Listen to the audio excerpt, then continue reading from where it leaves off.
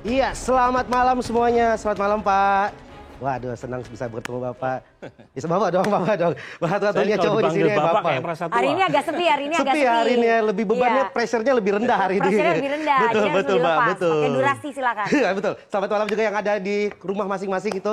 Dan pastinya buat penonton semuanya. Saya Gian dari komisi, Pak. Biasanya yang saya tampil di sini itu berdua, Pak. Ada rekan saya namanya Aldo. Tapi 2 minggu lalu pas kami stand up di sini itu narasumbernya Bang Adian Apitupulu. Dan sepanjang kami stand up, Bang Adian melototin kami. Kayak mau nendang penalti, Bang. Maksudnya gara-gara itu rekan saya Aldo itu jadi nggak berhenti stand up sekarang. Gara-gara ditetap Bang Adian, rekan saya Aldo berhenti stand up. Sekarang Aldo fokus bisnis PCR. Itu pun saya bilang, Do jangan bisnis PCR. Kenapa, Bang? Udah ada yang punya lahannya. Ya udah IKTP, udah ketangkap koruptornya. Dan hari ini saya teringat bahwa dulu zaman saya kuliah, saya itu suka disama-samakan dengan Pak Surya Paloh gara-gara saya brewokan, Pak. Tapi bagi saya nggak pantas mirip dengan Pak Surya Paloh karena kinerja dan jejaknya itu bagus banget Pak Surya Paloh. Dan ada satu yang saya nggak punya dari Pak Surya Paloh, itu adalah berani. Pak Surya Paloh tuh orangnya berani. Buktinya berani-beraninya dia deklarasi capres pada saat Indonesia berduka. Itu keberaniannya Pak. Keberaniannya Pak Surya Paloh itu. Dan yang dideklarasi Pak Anies. Saya nggak punya masalah dengan Pak Anies. Nih buat Pak Anies yang nonton di rumah, Bapak pasti ingat momen ini. 2013 Pak Anies bikin program turun tangan. Dia roadshow ke kota-kota, termasuk kota Bandung. Dan di acara turun tangan tersebut ada acara stand up-nya. Dan yang stand up adalah saya. Jadi saya adalah saksi sejarah karir politik Pak Anies. Weh. Dan pada waktu itu saya puji-puji, Pak. Saya bilang, masalah di Indonesia ini sangat banyak. Tapi para pemimpin angkat tangan. Cuman Pak Anies yang turun tangan. Dan saat Pak Anies turun tangan, masalah hilang. Terbukti 2014 dia menjabat jadi Menteri Pendidikan. Okay. Banyak masalah di pendidikan Indonesia. Pak Anies turun tangan. Permasalahannya, masalahnya nggak hilang, jabatannya yang hilang. Tapi juga gini, bagi saya 2014 jadi menteri cuma 2 tahun, habis itu naik jadi gubernur. Wih, saya respect jadi gubernur. Karena pada waktu Pak Anies jadi gubernur, saya ingat banget, Pak Anies ini bikin tim, jumlahnya sangat banyak. Hampir sama jumlahnya dengan tim kepresidenan.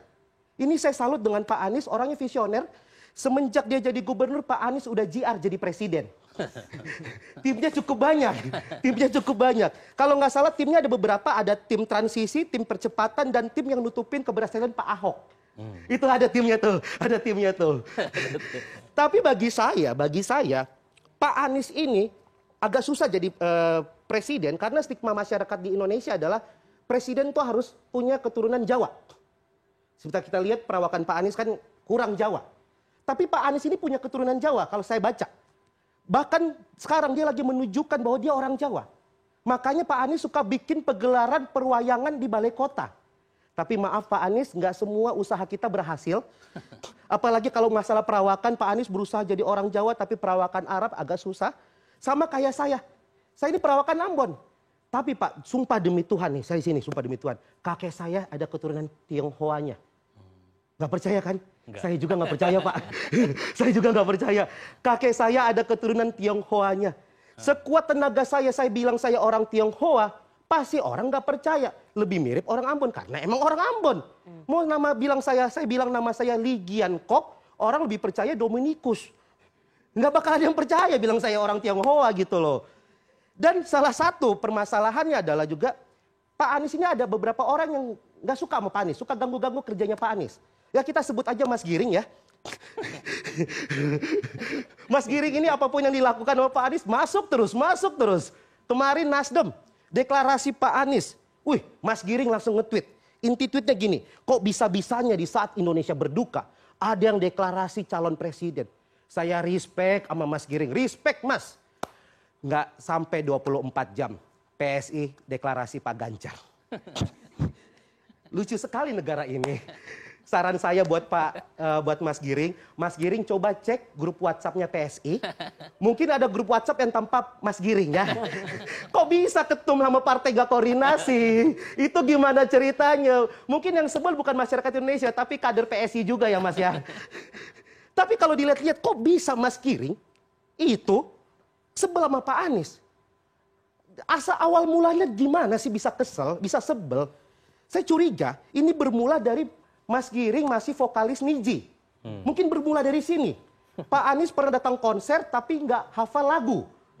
Atau mungkin Pak Anies pernah datang konsernya Niji tapi pakai tiket jebolan. Atau mungkin yang ketiga nih, paling make sense. Pak Anies datang ke konsernya Niji tapi bawa bendera slang. Nah itu yang bikin kesel tuh, yang bikin kesel. Nah yang terakhir nih. Pesan saya buat Pak Anies cuma satu. Pejabat itu minimal punya 3 kriteria, kinerja bagus, dicintain masyarakat, dan komunikasinya baik. Walaupun semua pemimpin tidak bisa punya 3-3-nya, harus 2 dari 3. Contohnya ada yang 1, kinerjanya bagus, komunikasinya baik, tapi nggak terlalu dicintain masyarakat. Jadi apa-apa salah rezim, itu mungkin Pak Jokowi. Ada yang kinerjanya bagus, dicintain masyarakat, tapi mungkin komunikasinya tidak lancar ke masyarakat, tidak 2 arah.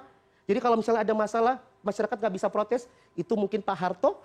Dan yang ketiga adalah dicintain masyarakat, komunikasinya baik, tapi mungkin kinerjanya agak kurang.